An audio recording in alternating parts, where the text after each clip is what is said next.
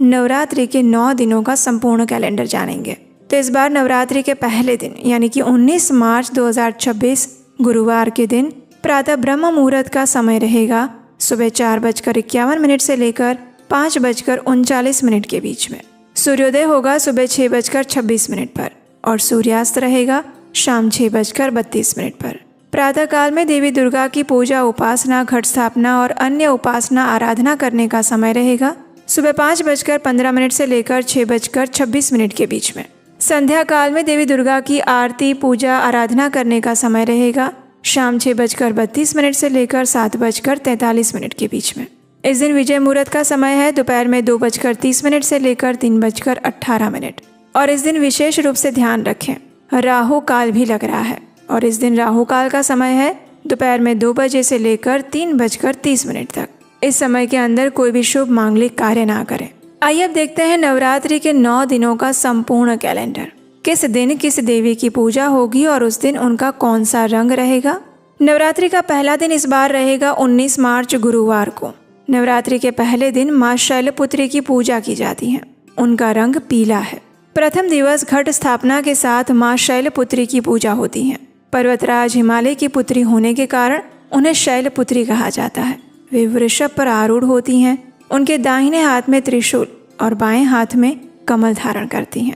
नवरात्रि के दूसरे दिन यानी कि 20 मार्च शुक्रवार को माँ ब्रह्मचारिणी की पूजा अर्चना की जाती है।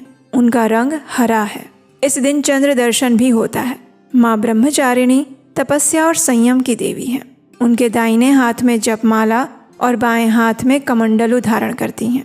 नवरात्रि के तीसरे दिन यानी 21 मार्च शनिवार को माँ चंद्रघंटा की पूजा आराधना की जाएगी। उनका रंग धूसर रहेगा। इस दिन गौरी पूजा और सौभाग्य तीज भी आ रहा है। माँ चंद्रघंटा के मस्तक पर अर्धचंद्र घंटे के आकार में सुशोभित है और ये भक्तों को भय से मुक्ति प्रदान करता है। नवरात्रि का चौथा दिन आ रहा है 22 मार्च रविवार के दिन और नवरात्रि के चौथे दिन माँ कुष्मांडा की पूजा की जाती है। उनका रंग नारंगी है। माँ कुष्मांडा ने अपनी मंद मंद मुस्कान से इस संपूर्ण ब्रह्मांड की रचना की थी। ये सूर्य लोक में निवास करने की शक्ति रखती हैं और इस दिन वासुदेव चतुर्थी भी पड़ रही है। नवरात्रि के 5वें दिन यानी कि 23 मार्च सोमवार को माँ स्कंद माता की पूजा अर्चना की जाएगी। उनका रंग श्वेत है।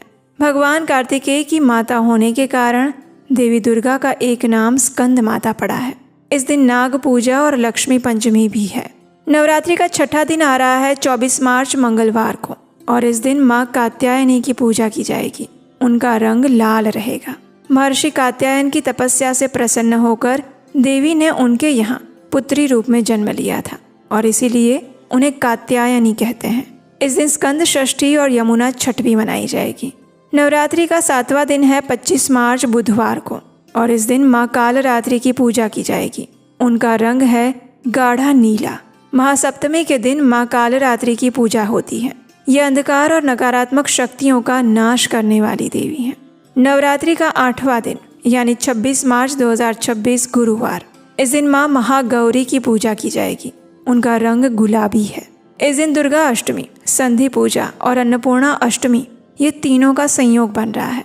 इस दिन संधि पूजा का समय रहेगा प्रातः 11:24 से लेकर 12:12 तक और सबसे विशेष बात ये भी है कि इस बार रामनवमी भी 26 मार्च को कई लोग मना रहे हैं, यानी कि अष्टमी और रामनवमी का दुर्लभ संयोग भी बन रहा है।